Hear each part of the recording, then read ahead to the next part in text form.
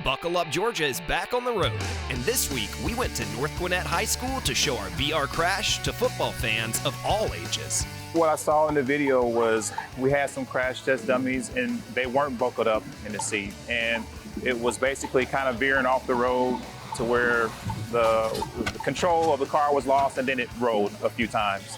And you can see the dummy at the end of the video. It's not in the right position. It's obviously messed up. And the impact of our crash seemed to strike a nerve for safe driving. My son has his learner's permit, so of course he's getting some experience behind the wheel.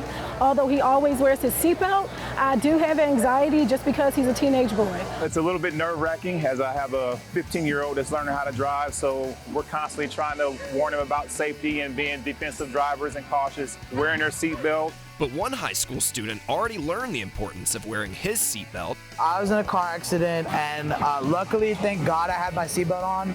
But if I didn't, I don't even know. I could have ejected out of the car or anything like that. I think that saved my life. And these safe drivers agreed that our VR crash is worth checking out. To be able to see what could possibly happen if you're not paying attention, I think can be a great deterrent. Without a doubt.